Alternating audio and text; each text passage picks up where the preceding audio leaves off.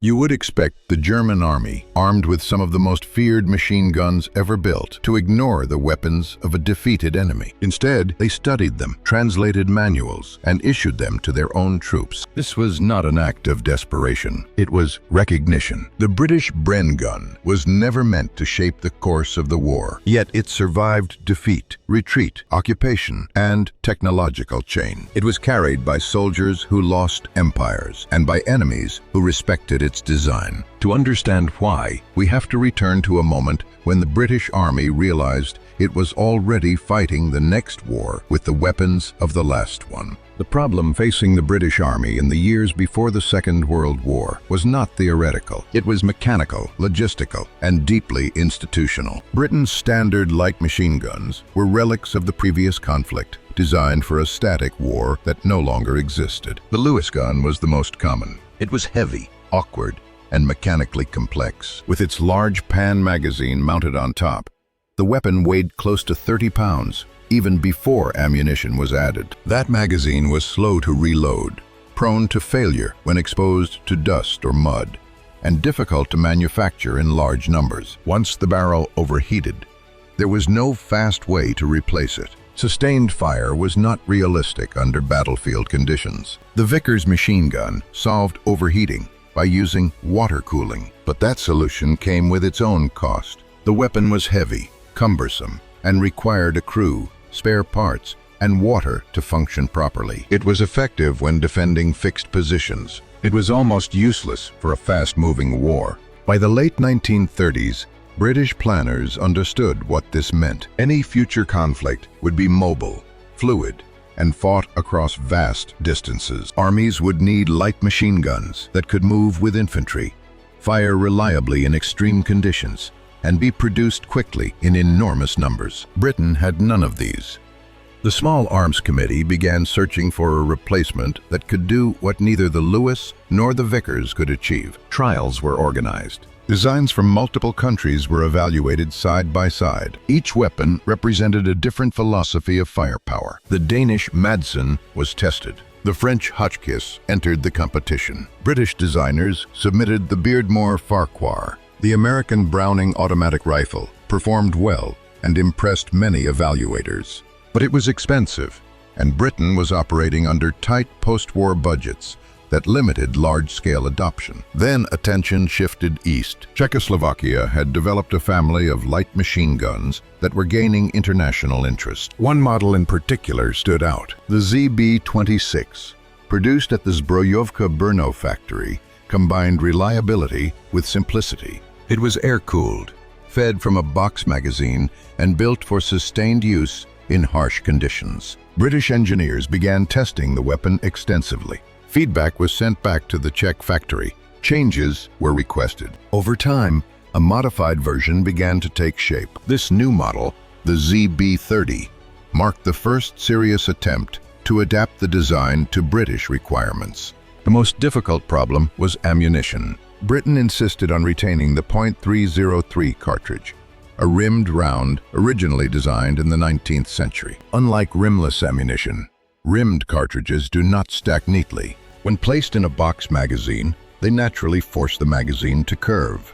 This created immediate complications. The original ZB-26 had been chambered for a rimless German cartridge. Its magazine was straight, simple, and efficient. Now, engineers were forced to redesign the feeding system entirely. The result was the distinctive curved 30-round magazine that would later define the Bren. It worked, but only if handled correctly. If rounds were loaded improperly, their rims could catch on one another. This caused what soldiers called rim lock, a failure that could stop the weapon completely. Experienced troops learned to adapt. Instead of loading the full 30 rounds, they loaded 27 or 28. This reduced spring tension and lowered the risk of feeding failures. It was not ideal, but it was workable. During testing, the weapon was pushed far beyond normal limits. Prototype guns fired over 140,000 rounds. Recoil springs broke repeatedly. In some cases, no one noticed until routine cleaning revealed the damage. The gun continued to function regardless. At one point, the lower receiver cracked. the weapon still fired. This level of durability set it apart from every competitor in the trials. When the evaluations ended, the decision was clear. The design decisively outperformed its rivals. Britain moved to license production, agreeing to pay £3 to the Brno factory for every gun manufactured. The name reflected this arrangement. Brno provided the design. Enfield would build it in Britain. Combined, the letters formed a single word, Bren.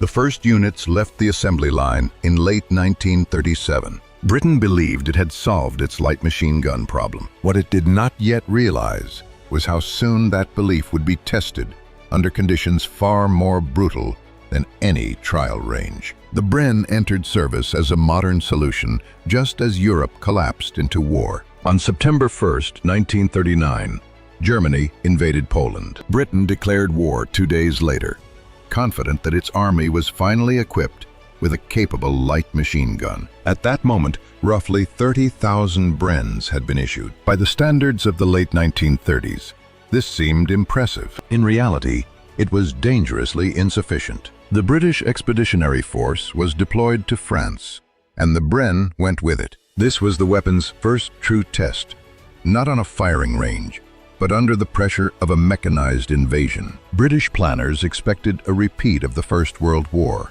Slow advances, fixed lines, time to adapt. They were wrong. German forces moved with speed and coordination that shattered those assumptions. Blitzkrieg did not allow time to reorganize or dig in. British units found themselves retreating again and again, using the Bren not to advance, but to cover withdrawals. By May 1940, the situation in France had become untenable. German armored units punched through Allied lines, cutting off entire formations. British troops were pushed toward the coast, compressed into an ever-shrinking perimeter around Dunkirk. In those final days, the Bren became a weapon of survival. It was used to hold roads, bridges, and defensive positions long enough for units to escape. Often it was the only automatic weapon still functioning under constant pressure. One of the most brutal actions occurred near Dunkirk itself. Elements of the Royal Scots were ordered to delay the advance of the German SS Totenkopf Division. They were positioned roughly 30 miles from the evacuation beaches. Their mission was explicit: hold the line, buy time. Do not expect reinforcement. They fought knowing there would be no retreat. As casualties mounted, Bren gunners fell one by one. Battalion commanders picked up the weapons themselves, firing until they were killed. The Bren inflicted heavy losses on advancing German troops, but it could not change the outcome. This was not a battle meant to be won. It was a sacrifice. The evacuation at Dunkirk saved lives, but it destroyed Britain's equipment base. Of the 30,000 Brens originally issued, only a little over 2,000 returned to Britain. The rest were abandoned on beaches, destroyed, or captured intact by German forces. The loss was catastrophic. Factories could not immediately replace what had been lost. The army had men, but not guns. Emergency weapons programs were launched to arm troops as quickly as possible. Precision machining was abandoned in favor of speed. This desperation produced the so-called garage hands guns. Among them was a new submachine gun designed to be cheap above all else. The Bren, however, was not abandoned. As the immediate invasion threat faded and the Battle of Britain shifted the balance in the air, normal production resumed. A simplified Bren Mark I variant was introduced, cutting manufacturing costs by roughly 25%. Tens of thousands soon rolled off the production lines. They would be sent to new theaters of war, far from the beaches of France. North Africa awaited. But while Britain struggled to rebuild its arsenal, the enemy was already making use of what had been left behind. Captured Brens were collected, examined, and distributed, not as curiosities, as frontline weapons. The Bren's war was far from over. It had simply changed hands. After Dunkirk, German forces found themselves in possession of something unexpected. They had not just captured territory, they had captured an army's worth of modern infantry weapons. Nearly the entire British Expeditionary Force's equipment had been left behind. Among it were approximately 27,000 machine guns. A significant number of those were Brens. The German response was telling. They did not discard the weapon. They did not treat it as an inferior design. They studied it. The Bren was officially designated as the MG138E, the letter indicating English origin. German manuals were printed, training materials were issued. The weapon was distributed widely, particularly to occupation troops, coastal defense units, and anti-partisan forces. This was not as strange as it might seem. German forces were already familiar with the weapon's lineage. The original design had been developed in Czechoslovakia, using the German 7.92 Mauser cartridge. After occupying Czechoslovakia, Germany had captured the factories that produced the ZB series.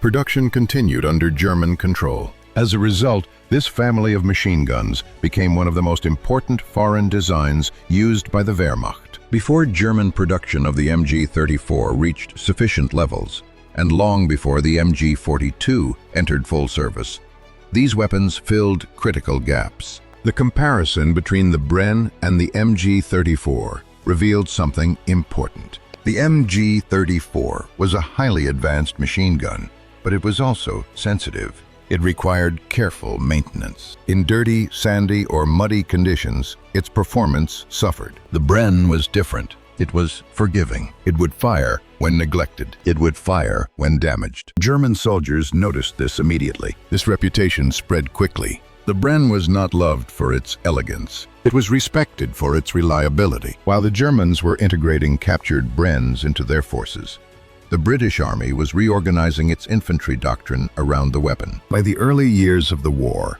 a standard British infantry section consisted of 8 men. At its center was the Bren. One man served as the gunner, another acted as his assistant. 5 riflemen supported them. Each rifleman carried 2 Bren magazines in addition to his own ammunition. The assistant carried 6 magazines and the spare barrel. Every man in the section was trained to operate the gun. This was not a matter of redundancy. It was expectation. Bren gunners were priority targets. Casualties were assumed. It was not uncommon for a section to carry more than 30 magazines into action. This reveals how the British viewed the weapon. The Bren was not support. It was the foundation of the section's firepower. This organizational choice shaped everything that followed. How British units moved, how they fought, and how they survived. The Bren was no longer just a machine gun. It was the spine of British infantry combat doctrine. The true character of the Bren became clear in North Africa. This was a theater that punished equipment without mercy. Heat, sand, dust, and constant movement destroyed weapons that looked perfect on paper. The Bren endured. It functioned in extreme temperatures, from freezing nights to blistering daytime heat. Its adjustable gas system allowed crews to compensate for fouling and environmental stress. Where other weapons failed, the Bren kept firing. But reliability alone was not what defined it. What surprised soldiers most was its accuracy. The Bren's relatively low rate of fire, between 480 and 540 rounds per minute, gave it a controllability most machine guns lacked. Its gas-operated mechanism drove the moving parts straight back and forward. There was no lateral movement to disturb the aim. Combined with a stable bipod, a well-positioned pistol grip, and a carrying handle that doubled as a support point, the Bren allowed precise control of bursts. In trained hands, 3 to 5 round bursts landed close together, sometimes as tightly grouped as aimed single shots. This precision shaped British infantry tactics. Instead of saturating an area with fire, Bren gunners aimed deliberately. They placed bursts just above or around enemy positions, suppressing machine gun teams long enough for riflemen to maneuver. British doctrine described this as 1 foot on the ground. One element advanced, while the other provided covering fire. Then they exchanged roles. The Bren group suppressed. The rifle group moved. It was methodical belief in controlled violence. Not overwhelming firepower, but disciplined application. This accuracy had a downside. The Bren was less effective at mowing down massed infantry assaults. Other machine guns created wide cones of fire that struck targets across a broad area. The Bren did not spray, it focused.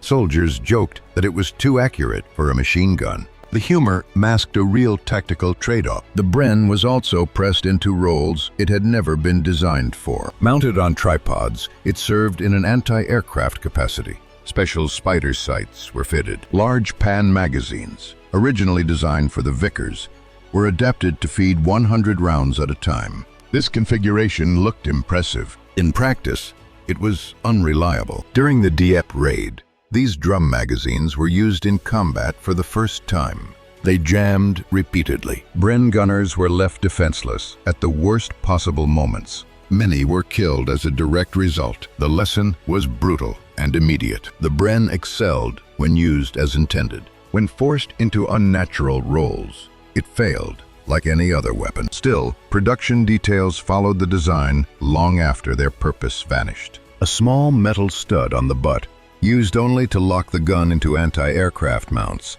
continued to be manufactured. Spare parts lists were never updated. Factories kept producing the component until 1976. The Bren was not just a weapon. It was a system frozen in bureaucratic time. And it was about to become mobile. Mobility transformed how the Bren was used. And no vehicle symbolized this change more clearly than the so-called Bren carrier.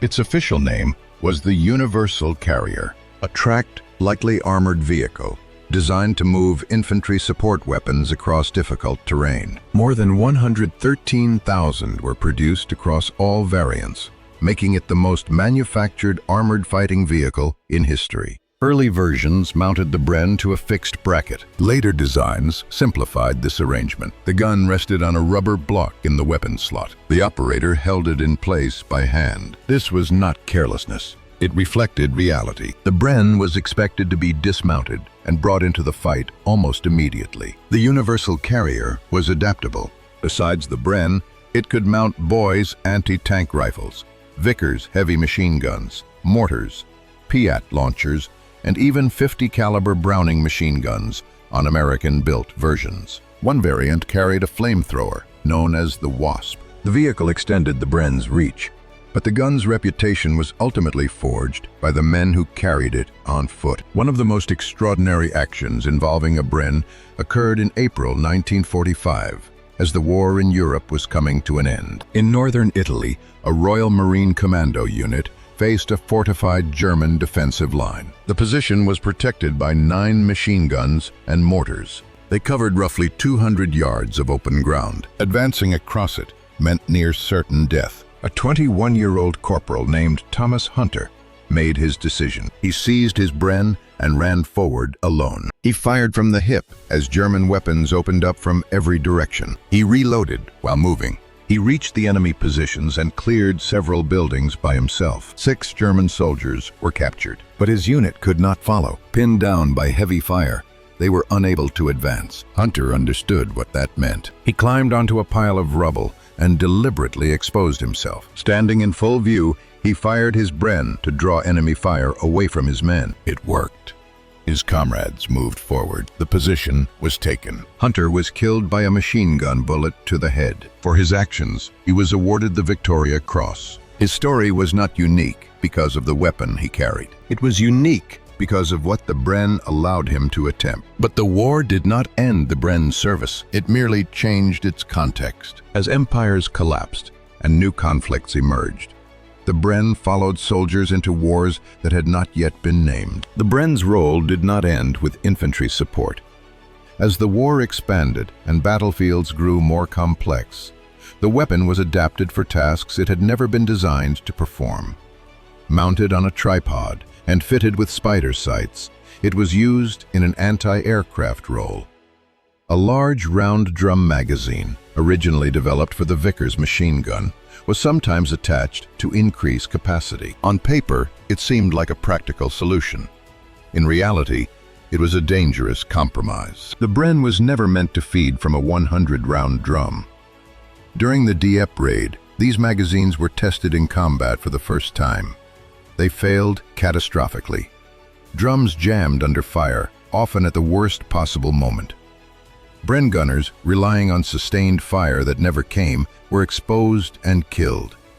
The raid itself became a symbol of planning failure, and the drum magazine quietly disappeared from serious consideration. Even so, remnants of this experiment lingered. A small metal stud was built into the Bren's buttstock to lock it into anti-aircraft mounts. Long after those mounts were abandoned, factories continued producing the part. Spare components with that stud were still being manufactured in 1976, decades after the roll itself had vanished. No one had updated the list. The Bren also found a home on tracks. What soldiers called the Bren carrier was officially known as the Universal Carrier, a light armored vehicle designed to transport men and weapons across the battlefield. Over 113,000 were built in all variants, making it the most produced armored fighting vehicle in history. Early versions mounted the Bren on a fixed bracket. Later designs rested it on a simple rubber block, held in place by the operator. The expectation was not prolonged firing from the vehicle, but rapid dismounting. The gun was there to be used, not displayed. These carriers were endlessly modified. Some mounted Boys anti-tank rifles. Others carried Vickers heavy machine guns, mortars, Piat launchers, or even 50 caliber Browning machine guns on American-built versions. There was even a flamethrower variant known as the Wasp. The Bren was not always the centerpiece, but it was always part of the system. Near the end of the war, the Bren was involved in one of the most extraordinary individual actions of the conflict. In April 1945, just weeks before Germany's surrender, a Royal Marine Commando unit attacked German positions in northern Italy. The defenders had established a line of 9 machine guns and mortars, covering 200 yards of completely open ground. Any frontal assault was expected to fail. A 21-year-old corporal named Thomas Peck Hunter did not wait for orders. He picked up his Bren and ran. He sprinted across open ground, under fire from multiple directions, firing from the hip, reloading while moving. He reached the German positions alone and cleared several buildings, capturing 6 enemy soldiers. When his unit attempted to follow, they were pinned down. Hunter climbed onto a pile of rubble and deliberately exposed himself. He fired continuously, drawing German fire onto himself so his men could advance. He held that position until he was struck in the head by a machine gun round. He was awarded the Victoria Cross. The Bren lay beside him. This was not doctrine. It was not strategy. It was the final expression of what the weapon had always represented: reliability, control, and the willingness to be carried forward when everything else failed. The end of the Second World War did not end the Bren's service. In many ways, it marked the beginning of a second life. Britain emerged victorious, but financially strained, facing a familiar dilemma. The army needed modern weapons, but it could not afford to start from nothing. In the 1950s, Britain adopted the 7.62 by 51 mm NATO cartridge. This decision forced a choice: either design an entirely new light machine gun or adapt the thousands of Brens already in storage. Testing made the answer clear. Conversion was cheaper, faster, and practical. The result was the L4 series. The change was not simple. The new cartridge was rimless, eliminating the need for the Bren's iconic curved magazine. It was replaced with a nearly straight 30-round box. Internal components were modified. The feed system was reworked. But at its core, the weapon remained the same. The L4 entered service in 1955. Only a few thousand were produced before belt-fed weapons, particularly the FNMAG, took over the sustained fire support role.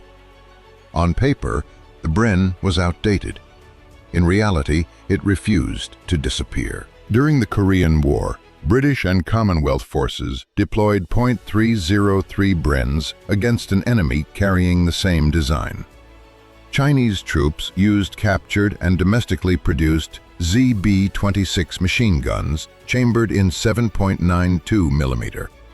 On frozen hillsides, both sides fired near-identical weapons at each other, separated only by ammunition and uniforms. The Bren continued through Britain's post-imperial conflicts. During the Malayan Emergency from 1948 to 1960, jungle warfare favored lighter weapons. The Bren's weight and reliability made it preferable to belt-fed machine guns in dense terrain, where mobility mattered more than volume of fire. Special forces carried it even further. Reports indicate that SAS units deployed L-4 Brens during the Dhofar Rebellion in Oman.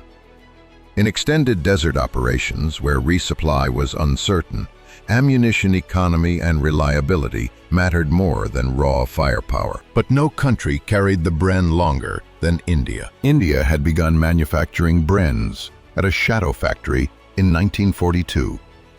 Production never truly stopped. Decades passed. Calibers changed. Politics shifted. Yet the design endured. Photographs from 2009 show Indian soldiers still carrying domestically produced 7.62 Brens on patrol. The final retirement came in 2012, more than 70 years after the first guns left the assembly line. The Bren's story ended not with a parade, but with quiet replacement. No ceremony, no farewell, just a weapon finally overtaken by time. The irony remains. A machine gun born from British decline, refined through compromise, abandoned in defeat, adopted by the enemy, and carried across continents, outlived the war it was meant to fight. It did not win battles alone. It did not save empires. But when everything else failed, it worked, and that was enough.